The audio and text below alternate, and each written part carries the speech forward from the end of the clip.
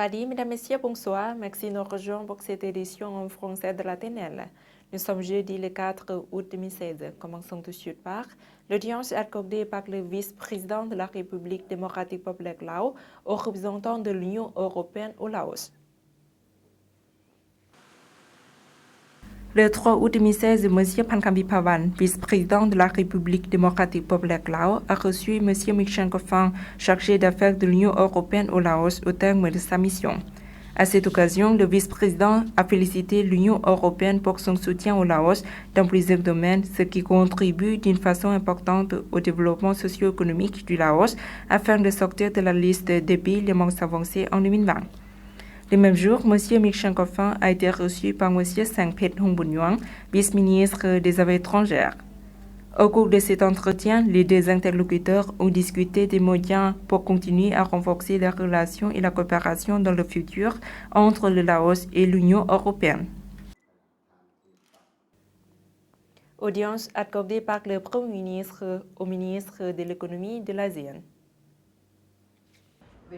Le 3 août 2016 à Vientiane, M. Thongloun Sisoulith, Premier ministre de la République démocratique populaire Laos, a reçu le ministre de l'économie des pays de l'ASEAN à l'occasion de leur participation à la 48e conférence.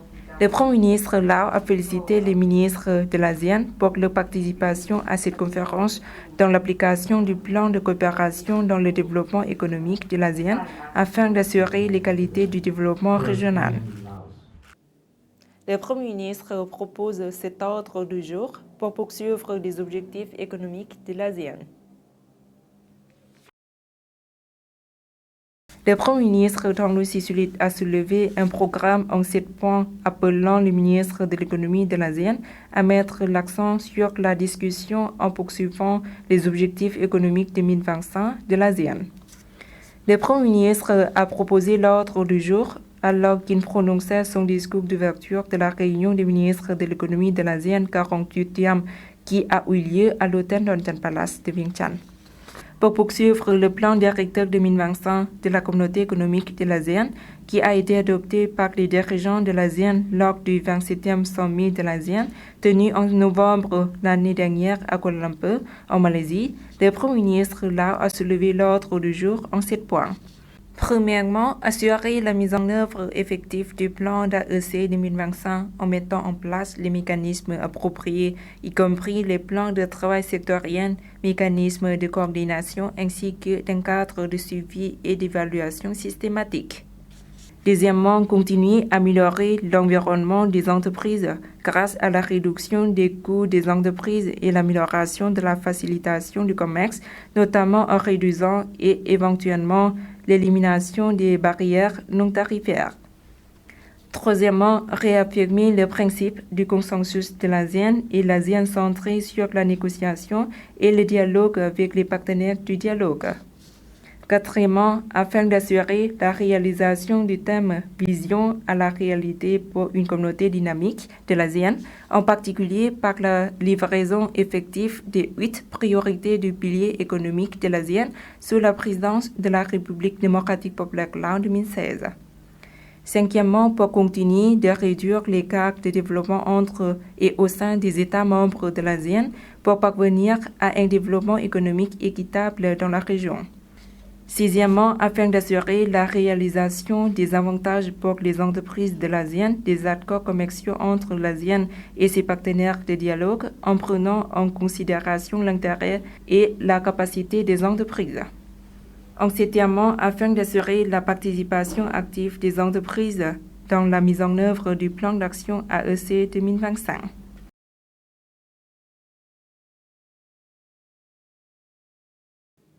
La 48e conférence des ministres de l'économie de l'ASEAN AEM 48 a convenu de questions importantes.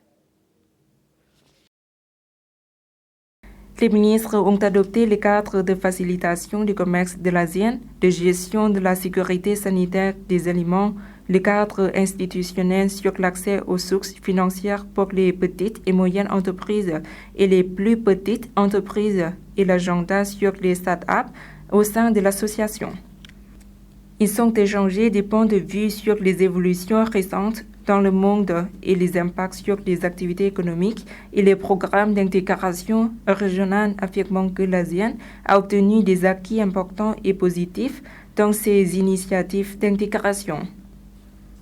Soulignant l'importance de 2016, la première année de la création officielle de la communauté économique de l'ASEAN, les ministres ont mis l'accent sur la nécessité de renforcer les engagements de l'association vers une intégration plus profonde selon le plan global de l'AEC 2015. Ils ont exprimé leur inquiétude devant la tendance baissière de l'économie mondiale, ce qui créera des défis dans les activités économiques dans la région. Cependant, ils se sont réjouis de l'augmentation de la valeur des échanges commerciaux de l'ASEAN et du montant des investissements directs étrangers dans la région avec 120 milliards de dollars l'année dernière. Selon le ministre, malgré la promotion des activités économiques de l'ASEAN en 2015, l'économie régionale fait face à des risques intérieurs et extérieurs en raison de la récession économique de la Chine et de l'événement de Brexit. Les ministres ont réaffirmé leur engagement d'appliquer la feuille de route globale de l'AEC 2025, soulignant la nécessité d'une supervision efficace en la matière. Ils se sont félicités que le Laos, à la présidence tournante de l'ASEAN cette année, a accordé des priorités au programme d'intégration économique de l'ASEAN selon la feuille de route globale de l'AEC d'ici 2025.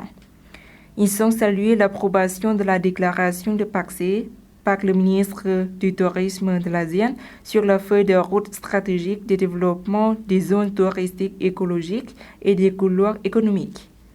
Les ministres ont réaffirmé leur engagement de diminuer les écarts de développement via le plan d'action de la conférence des hauts officiels de l'économie du Cambodge, du Laos, du Myanmar et du Vietnam CLMV et l'initiative d'intégration économique de l'ASEAN pour aider ces pays à rehausser les compétences dans l'exécution des engagements et intensifier le processus d'intégration régionale. Ils ont également vanté les évolutions positives dans l'amélioration des accords de libre-échange avec les partenaires de dialogue et lors des négociations de l'accord de partenariat économique intégral régional. Une série de réunions de consultation entre les ministres de l'économie de l'ASEAN et des pays partenaires se déroule le 4 août dans le cadre de la EM48. Le gouvernement thaïlandais a félicité la présidente de l'Union des femmes Lao, Dr. Ilavan Kebunpan, pour son travail dans l'autonomisation des femmes et la promotion de l'égalité des sexes. La princesse Mahachakri Sirinthorn, représentant la reine Sirikit, a conféré le prix honoraire d'excellente femme de l'année 2016 au Dr. Ilavan lundi lors de la célébration de la journée des femmes thaïlandaises dans la province de Nonthaburi. L'événement a été mené par le Conseil national des femmes de Thaïlande et le ministère du Développement social et de la Sécurité humaine, le ministère de l'Éducation et le ministère de l'Intérieur de Thaïlande. Le Dr. Ilavan a été honoré pour son dévouement envers les femmes dans son pays, l'amélioration des droits des femmes et de l'égalité des sexes, y compris les obstacles à surmonter. Suite de l'actualité nationale en bref en images. La préparation des célébrations du 66e anniversaire du Front Lao d'édification nationale le 13 août 2016. M. Kambay Damlat, membre du comité central du parti, vice-président du Front Lao d'édification nationale, a déclaré le 3 août 2016 que pour célébrer le 66e anniversaire du Front Lao d'édification nationale et pour louer les succès du 10e congrès du Front Lao d'édification nationale, nous organiserons plusieurs activités comme la rencontre entre les hauts fonctionnaires du Front Lao d'édification nationale, le concours artistique et la marche pour la santé, entre autres. À cette occasion, plusieurs secteurs publics et privés sont invités à participer à ces activités. Cette année, l'événement est organisé sous le slogan « La journée de la solidarité autour de Lao ». Le Front Lao d'édification nationale est un organisme du gouvernement qui représente la classe ouvrière, les couches sociales, le peuple ethnique vivant à l'étranger.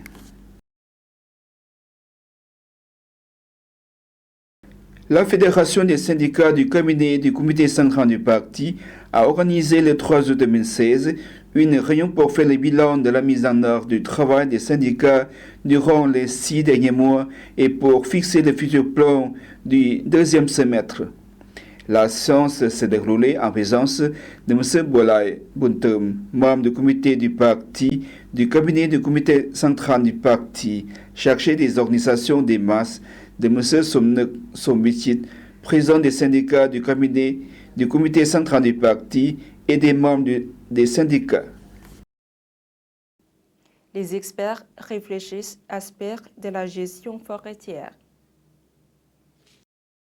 Les experts réfléchissent à aspects de la gestion forestière. La gestion durable des forestiers suite à l'accord de Paris et des objectifs de développement durable étaient en tête de l'ordre du jour dans la discussion entre les experts forestiers des pays de l'ASEAN, le secrétariat de l'ASEAN et les organisations partenaires de développement qui se sont réunis à Vientiane hier. Les discussions ont porté sur les questions internationales actuelles touchant la foresterie et des produits forestiers. Dans son discours d'ouverture du séminaire international, le directeur général adjoint du département des forêts, M. Somtiai Samantri, a noté les difficultés rencontrées par la foresterie et des produits forestiers dans la réalisation des besoins mondiaux de développement vert, en particulier par rapport aux exigences sur la durabilité des forêts comme des poumons du monde, les sources de la biodiversité et de nombreuses autres fonctions de la durabilité de l'environnement. Il a mis en évidence les problèmes dans la réalisation de la gestion durable des forêts, tels que la dégradation des ressources forestières en raison de l'exploitation forestière illégale, les incendies de forêt et, entre autres, appelant à des soins sages et des précis des problèmes afin que les pays membres de l'ASEAN puissent maintenir leurs ressources forestières pour contribuer à l'atténuation globale du changement climatique.